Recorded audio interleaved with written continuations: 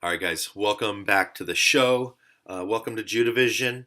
You already know I'm Judah. If you're here, most likely author of the best-selling Sacred Scroll of Seven Seals series, only available on Amazon.com. If you've bought one of these books now or in the future, thanks in advance, or thanks to you now. And again, I want to thank you for joining Judah Vision, and I want to thank you for subscribing to Judah Vision. I have a great show for you planned today, and it's dense with information. I'm very excited to reveal to you the things that we're going to talk about today in episode 3 of our Vegas Exposed series titled Pope Francis, Witchcraft, and Mandalay Bay. I assure you, you won't want to miss this episode, because in this episode, I reveal to you that we caught the Pope red-handed practicing witchcraft in open air in downtown Manhattan, which is going to be crazy to watch. So let's get started. Today's objectives will be twofold. Number one, I'll explain to you those creepy mirrors which were aligned in the lobby of Mandalay Bay. And number two, we will learn the true history of the British Empire while explaining a form of witchcraft known as scrying. In my last episode, episode 2 of the Vegas Exposed series, we explored the secret society, the Order of Skull and Bones, on the campus of Yale University. In that episode, we learned that it is with this presidential vetting mechanism that the order ensures a president who is in bloodline with William the Conqueror. We also learned in that episode that the Order of Skull and Bones can be strongly connected to Mandalay Bay and Mandalay Bay's Delano Tower in particular, which is disturbing since the Order of Skull and Bones is famous for grave robbery and ancestor worship. And if you'll remember, the Order of Skull and Bones is even responsible for robbing the grave of Geronimo, a famous Indian chief, and taking his head back to their meeting place, the tomb on Yale University, to add to their creepy collection of heads belonging to their historic cast of dupes, which I believe now include people like Osama bin Laden and even Adolf Hitler, two men associated with the order whose bodies mysteriously went missing. And if you'll remember, bin Laden's code name was even Geronimo as well for the SEAL Team 6 mission, Operation Neptune, after which, if you'll remember, one of these fellas supposedly wrote a book about firing the infamous shots which killed bin Laden, and then the rest of SEAL Team 6 died in a mysterious helicopter accident in a mission. But today, we focus on a method for supposedly communicating with angels or communicating with the dead, which is on display in grandiose fashion in Delano Tower at Mandalay Bay, where again these giant scrying mirrors even include the candles, as you can see in the bottom right next to that security guard who's walking. And as we also learned, the Order of Skull and Bones is a modern evolution of the dope dealing and slave trading East India Company, who enslaved the entire country of India, forcing them to grow opium in place of life-sustaining cereal crops. Now, if you remember, this triggered a famine of biblical proportion, killing over 100 million Eastern Indians. And if you look in this picture, it's interesting. You can see the vultures in the bottom right on this slide. You can see the vultures waiting to pick these bones clean. In the top right, you can see them putting this opium together and making this hash. It's really fascinating. Today, we learn how the idea of a British Empire was passed down from Satan himself, I believe, using an ancient fortune-telling method called scrying. Scrying is all around you, even though you probably have never even heard of it, its name anyways. But Walt Disney, a known high-level Freemason, ensured that you'd been exposed to this dark art from a young age when his character so famously quipped, "Mirror, mirror on the wall." We also see the Order's reverence for this sacred act of fortune-telling in their worship of Nostradamus. Another famous seer who also received his many sketchy predictions with scrying, but he used a bowl of water in which he would look for this supposed angelic contact in the ripples of his cereal bowl or his morning coffee or whatever. And as I write in my books, Nostradamus' vague castings of the future are undefined happenstance in comparison with, for example, the book of Daniel's predictions of the rise and fall of every single empire from the beginning of time, even naming Alexander the Great by name as the king of Grecia, who would conquer the Medo-Persians. And in that Bible passage, it says it names him the Great, which I assume is where he got his epithet, was actually from the Bible prophecy naming him as the first king of Grecia who would conquer the Medo-Persians. A story which ironically also begins with, so the statue story in Daniel also begins with a very mysterious writing on the wall which predicted the fall of the order's precious golden empire, Babylon.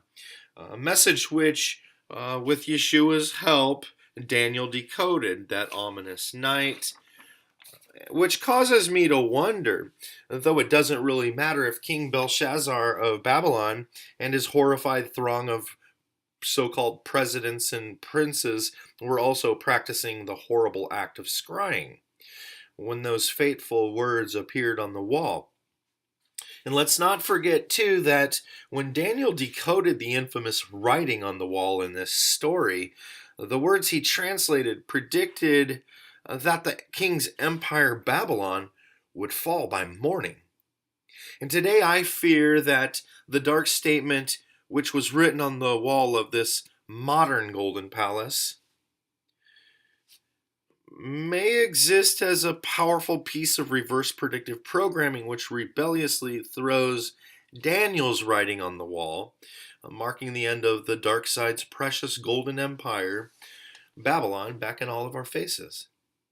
I'm also afraid that this fresh writing on the wall is yet another declaration by Satan himself that this is the golden empire of Babylon, which is back.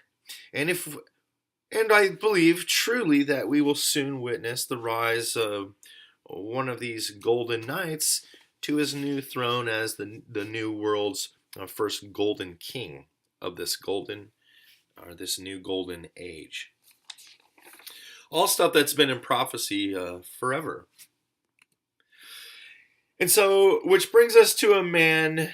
Well, first I want to tell you this story. So, I got kicked out, as you know, of Mandalay Bay, which was stinking hysterical, by a crowd of security guards. And it was for nothing more than just snapping photos. But I'm sure it's what I was snapping photos of that disturbed these fellows.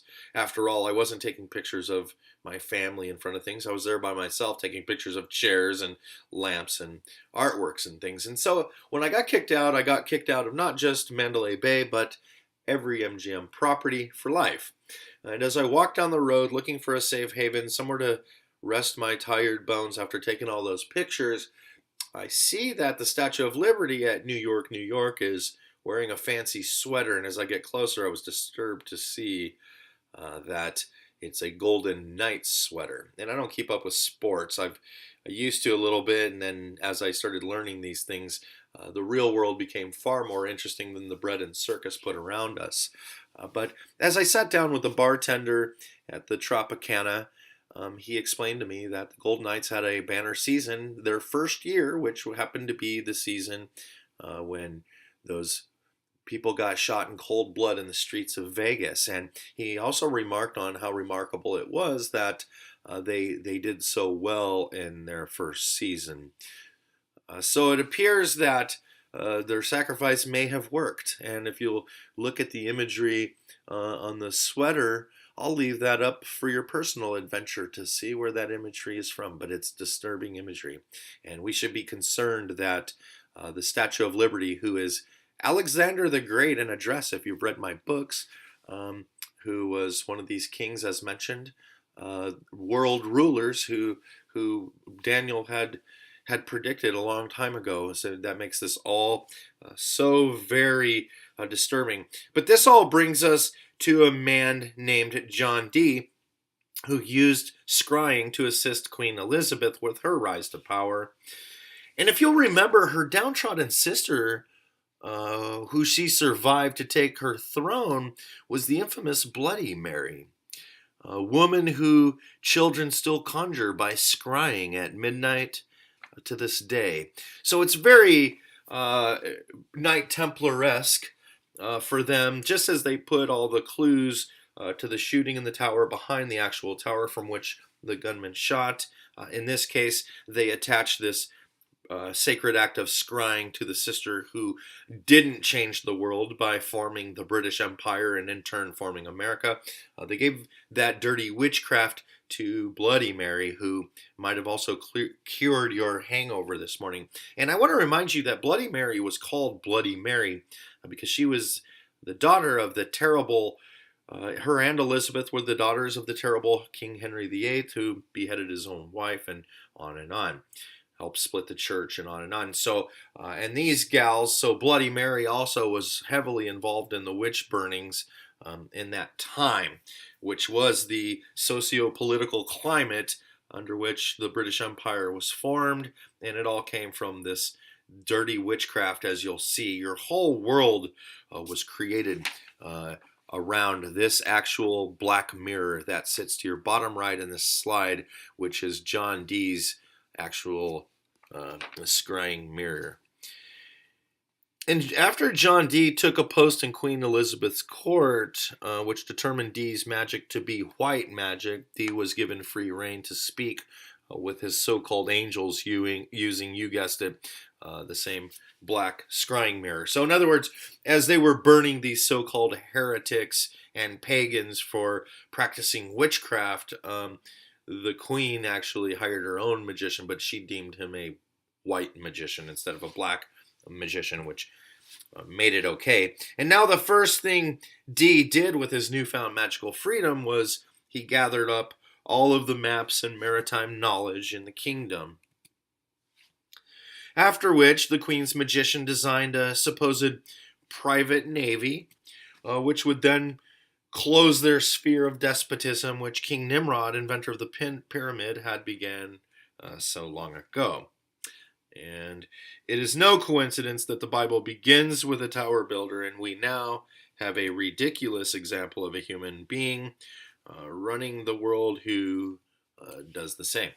He's a tower builder, and actually, ironically, lives in the top of a tower. So anyone who's a Christian should start putting these things together and having a few questions with what's going on. And if not, you're not reading the black and white ink in your Bible.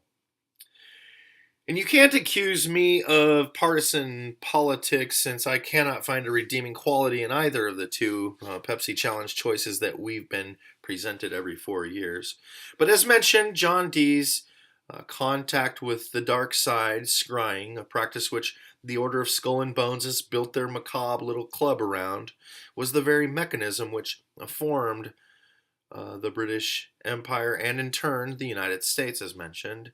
And believe it or not, Queen Elizabeth's magician even coined the very phrase British Empire, which led to the eventual rule of the entire world. There are now only a couple of holdouts, and it seems there have been hastened communication with North Korea, Iran, Cuba, countries like those in the past year as well. Foretold peace talks and political shifts which Christians have expected from biblical prophecy for ages are taking place. And John Dee's miserable role in human history has been that of hastening this dark spiritual stranglehold which has shadowed man since the days of Adam. John Dee, with the help of his fallen angels, wrote the prospectus for the final leg of the Order's world conquest. Dee assisted this dark force only for the promise of power and increased knowledge, both being strong contributing factors in the continuation of this evil, which seems to be transmuting itself into this golden age, with help from modern alchemists and so-called artists who now summon the beast in the dark from the shadows. And I have now triangulated the location of these evil ones as in Delano Tower on Mandalay Bay's property. At the height of John Dee's scrying career, Even Pope Sixtus had summoned the Queen's magician to the Vatican to discuss Dee's involvement in the dark arts. This papal outreach was known as an Inquisition, and if you know anything about the Inquisition, you know why John Dee purposely missed this fateful appointment. I assume this Inquisition of John Dee was called by the Pope in response to Dee's abandonment of his post as lead magician in Queen Elizabeth's court. Dee had left this post in order to deliver an important message which the angels had implored Dee to personally hand to the Emperor of the Holy Roman Empire, Rudolph II. And predictably, the message stated that the Roman Emperor should do exactly as Dee and his angels had insisted. So it seemed that every superpower in the world were now after this street magician turned scryer to the stars, who had now attracted even the attention of the greatest magician in the world, as mentioned, the Pope. The next thing I'm going to tell you is going to melt your mind. I'm going to tell you something which disturbed me so terribly bad as I saw it take place that I even considered just keeping it to myself, turning to evangelism and hanging up my typewriter, because I was so disturbed that it was almost as if the space-time continuum were disrupted. Today I reveal to you that I have now busted our modern Pope, Pope Francis, practicing witchcraft in an open-air forum before the whole entire world. And the magic trick which I caught this black poet, or this black Jesuit Pope practicing was, you guessed it, the old dirty witchcraft scrying, communicating with these fallen angels. And remarkably, I've even previously added a photo of this event to another JudahVision episode without ever even noticing the significance of the evil imagery. Now, in this image, in this slide where you see this Busta Rhymes album, I want you to notice that I stuck this in the video titled Pepsi Threatens Apocalypse, and because of Busta Rhymes' association with that apocalyptic Pepsi Doritos ad. But I didn't notice that on the actual album I showed you in the video, it shows Busta Rhymes in a priest outfit looking in a mirror, making a creepy face. And if you'll remember in that video, I told you that Pepsi Cola was out to kill you. And now I want you to notice in the top right slide where I just showed that the Pope was laying this rose, which is a ritual for human sacrifice. They would lay the white roses for purity after the sacrifice. And I was showing that he was honoring this age-old tradition, Canaanite tradition, of purifying the altar as priest of this dirty priesthood. And then in the bottom right, you see Peter Dinklage warming up in this video for this rap battle that he's going to have with Morgan Freeman. Interesting stuff. So here's a scrying mirror. You see that these are black mirrors. So the primary element in the imagery with the Pope that I want to bring to your attention is a candle. But why? The sun is out. In fact, it's another gorgeous day, so why would the Pope need a candle outdoors? The short answer is most witchcraft requires candles. Now I would like for you to compare the Pope's quote-unquote scrying rig to the one erected in Delano Tower. Okay, yeah, it's identical. Okay, I was just checking. I would like also now to bring your attention to Mr. Bergoglio's intense countenance. Look at this guy concentrate. Boy, that's good concentration effort. Why in the world is the Pope concentrating so hard? Again, the short answer You're watching the Pope peep, as they call it, into the spirit world. Mr. Bergoglio is consulting with fallen angels. Perhaps this is even the exact moment at which the dark force on the other side instructed the following message to this guy. Reading at the Delano Tower, don't wait, the timing will never be just right. Again, a message written in a mirror at Mandalay Bay, which reflects elevator lobby of a tower on a property at Mandalay Bay. A tower which stealthily sat just behind the tower which facilitated the most deadly mass shooting in American history. And in textbook Knights Templar fashion again, they placed all of the clues to this terrible crime in this other nearby tower right underneath our noses. And if you're still not 100% sold on the fact that the Pope insisted or visited this oracular complex for telling the future, I now bring your curiosity to an end, as I remind you that these two fountains were even named reflection pools. Remarkably, they're even called reflecting absence, which I'm going to show you in this next slide. But I want you to notice if you were into scrying and you were squinting your eyes, looking for little deviations in water or a mirror or anything like that for these curious messages from the other side, wouldn't this great bottomless pit, as it says in the scripture I showed you, wouldn't this be perfect?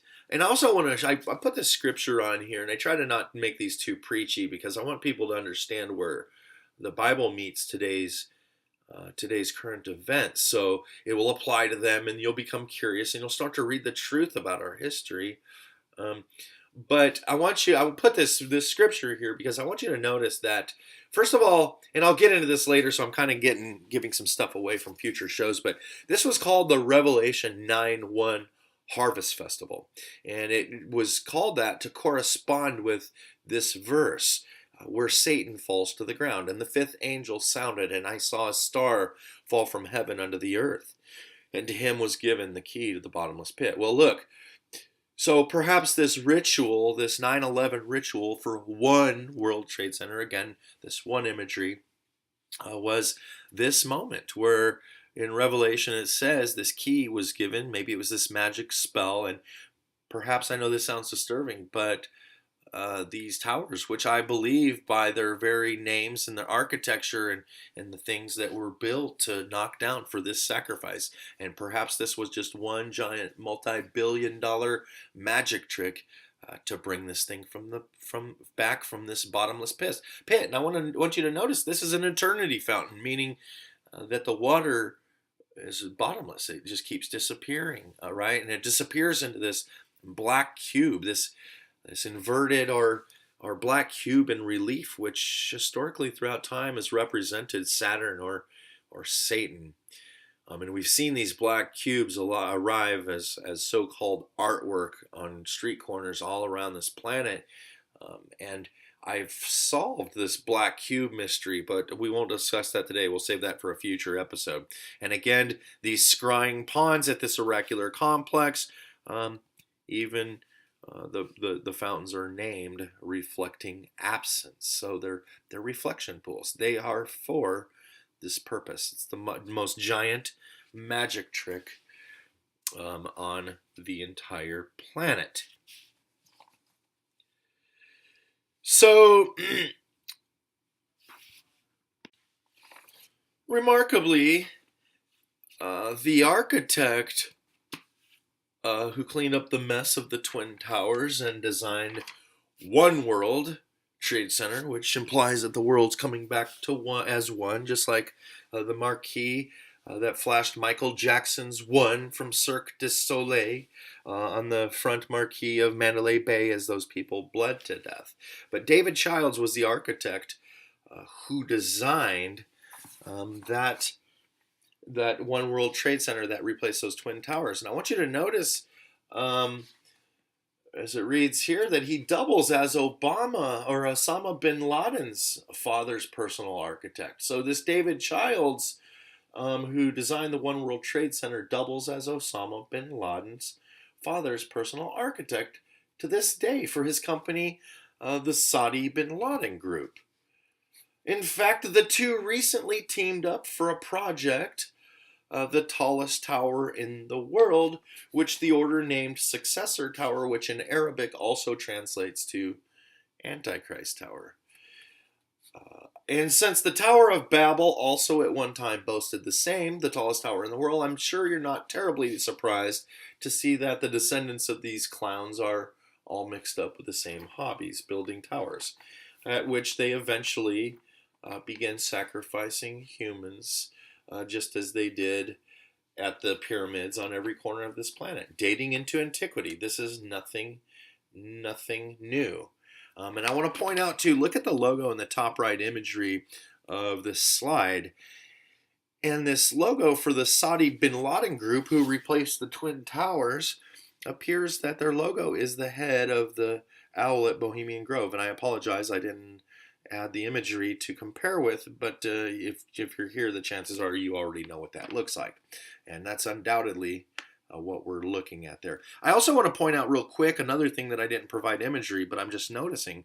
If you look at the Burj Khalifa, the tallest tower in the world, just like the Tower of Babel was back in the day, that Yahweh knocked down, you see that in this rendition it appears to be a spiral, which is interesting because Peter Bruegel the Elder, the artist who painted the most common version of the Tower of Babel that we're familiar with, because of that programming, that piece of programming, that painting that he did, shows it as this spiral design, which it wasn't. It was a pyramid. But that would, if they said it was a pyramid and then we knew Jacob's ladder story, that was a pyramid, and on, we would put all the pieces of the puzzle together and then see that these megalithic structures are on every continent, and that that they worship bird people and worship the sun god at all of these, the fallen angels and Satan, and they all did human sacrifice or practice human sacrifice. We'd put the whole Bible together. But these little things, and if you read my book back upright, you'll see how these little deviations have led to this deception that now nobody believes in the Bible, and now the climate is perfect for what is coming. I would also like to again remind you that ancient Babylon too, again, worshipped the same winged beings, the Anunnaki, or the fallen ones. I want you to remember that these fallen angels were worshipped here at our world's oldest known civilization, and that a mystery Babylon the Great should be on the radars as Christians. This is confirmed by John in the book of Revelation. Now, the Pope was and still is considered to be, in Latin, what's called Christ Vicar, or earthly representation of Christ himself. And since Yeshua himself told us that many will come in my name, we can logically conclude that this epithet deems the Pope too as an Antichrist, which aligns perfectly with his giant magic trick at the newest temple erected at the sun god, One World Trade Center. Again, we have the one world, one ruler theme brightly shining through in the predictive programming surrounding that event or human sacrifice. Now, if you've ever studied the Knights Templar, you know that, like the Jesuit order, the Templars served as the so-called Pope's Marines. The Pope Francis, is the very first, also so-called Black Pope, a title reserved for a secret Pope who runs the terrible Jesuit order. The Knights Templar, the earlier version of the Jesuits, were eventually supposedly disbanded and burned at the stake for worshiping dismembered heads, just as do the Order of Skull and Bones on Yale University today. A school which, spoiler alert, displays the Holy Grail on their school seal. And here's this week's cliffhanger. It was also used for scrying. Unbelievably. So I start writing these books, and when I found the Holy Grail, and I found that Yale University had it written in Hebrew on their school seal, I became very, very fascinated.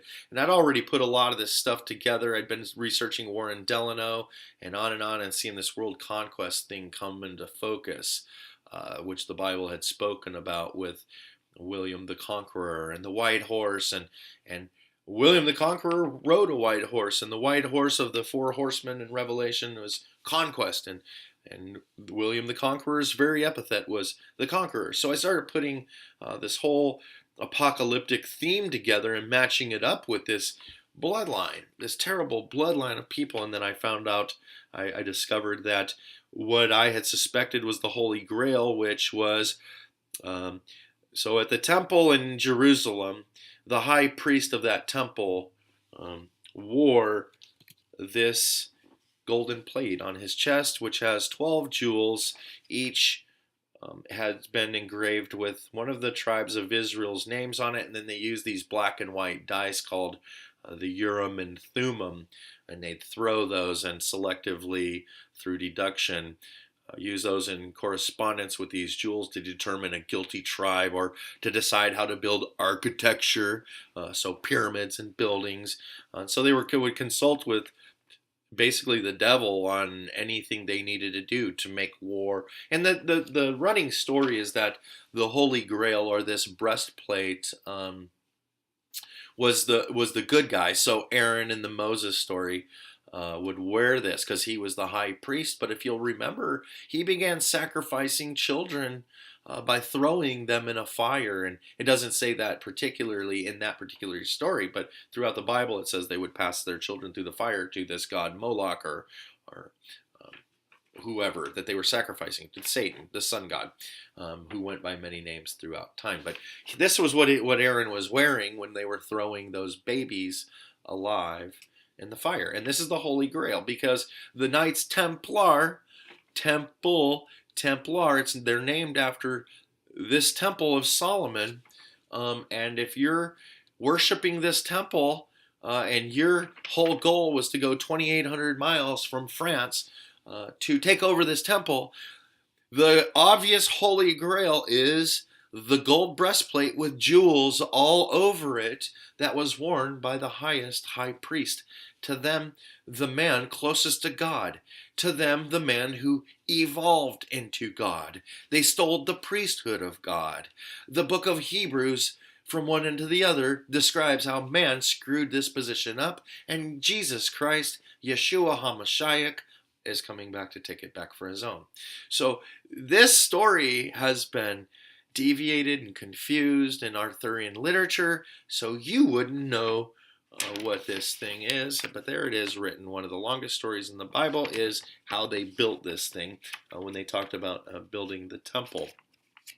Also want you to notice, so this little card on this image came out of some little goofy, I don't know, it's like I found it online, but it was like probably a Dungeons and Dragons type thing, or Illuminati card game, if you've seen these, and they're role-playing games, RPGs as they call them. But I want you to notice that this card for Urim and Thummim has the number 9 on it. So the people who made this card understand the esoteric information. So the 9 knights, 9 knights Templar. And so as dumb as this little card game is, these people understand and hold the knowledge that you don't, that has been robbed from us since the beginning of time. And in this next slide, I want you to notice, here's what I wrote in Sacred Scroll of Seven Seals about this Urim and Thummim, the holy breastplate, which again, it's called the holy breastplate. A cup, it's not called the holy cup. There's nothing in the Bible even saying the holy cup. So this is it. This is the Holy Grail. It was even called the holy breastplate, which grail in French means plate. It doesn't mean cup. So literally translates to holy breastplate, literally translates to Holy Grail. But if you'll notice, I put in here In parentheses, many texts explain that a candle was lit in order to encourage the stones to flash by the dancing flame. This is so important because as we've now caught this modern version of the Knights Templar at Delano Tower through their many clues that they've left behind, just like a Da Vinci Code novel, we see that now this thesis of my books, which is that this is the Holy Grail, that the Knights Templar too, and back into antiquity, they were using the same scrying action, and they would light a candle in the dark in front of this breastplate, and they would watch for the sparkles, the communication with the fallen angels or Satan himself through this holy breastplate, which is the highest object worn by the guy highest in the order of the temple. So here you are. Now you know that the Pope was scrying, and in the same episode, you know what the Holy Grail is. Incredible, incredible. And then there's 400 views on my last video, and we have 50 viewers. I have a feeling that's going to be going up soon. Bin Laden's architect, we already went through that. So in my notes here, well, we went through that too. Give me a second here. Okay, here we are. With the final slides of our adventure, I would like to finally fill in the blanks for the first image of the shooter, which was ever released to the public by our crack team of investigators at these places like the police and in Vegas, or the FBI or CIA, I'm sure was crawling around that place too. But every news source was pointing out this 13 on this dude's neck, Stephen Paddock. And I even remember them saying that this 13 was not a sign of the Knights Templar. And they were even saying it was a tattoo on his neck, that it was so defined they thought it was a tattoo, to the degree that when the shooter's body was found in that 32nd floor suite from which he killed those 58 people in cold blood, the news remarked that the tattoo was gone from his neck. And if you dig through the internet, they buried these news stories, but they're in there if you want to find them. But they were, again, in classic Knights Templar fashion. The first image they released to you has a 13 on the neck of this guy, showing their dominion over this guy. This picture speaks volumes. Think about this. Here's a guy enjoying earthly desires. He's got a shot in his hand, and traded that lifestyle they provided him. And if you watch Eric Paddock, his brother's interview, and we'll go into those and dissect those, that'll be fun. Lighten it up from this apocalyptic theme a little bit. But this guy was all hopped up on some stimulant, his brother, and talking about this guy. But this is the first thing they release, is this one image with this guy's eyes closed, which is also terribly important. They're showing that, again, they had control of this guy. This guy didn't have a chance. Before our next episode of JudahVision, it would benefit the viewer to brush up on the earlier video I posted titled PepsiCo Threatens Apocalypse. And as always, I would like to remind you that none of my older JudahVision videos were made on accident. They were made for foundational videos for what's coming. They all hold foundational knowledge which flows through every subsequent JudahVision. So I encourage you to watch and rewatch them to reveal the esoteric knowledge to which you only have access on JudahVision. Sorry about that little outburst, but I'm not re-recording this show. But thank you for enjoying another episode of JudahVision. Tell all your friends, subscribe, comment. I want to have conversations at the bottom of these videos. And I know anybody can do what I do. Anybody with the foundational knowledge that you have can go start to take apart logos from your soda cans to your clothes to street signs, and to really understand our world and the things that are being said around us, all around us. But again, thanks for joining JudahVision. Until next time, on your bridge to the truth, this is Judah, out.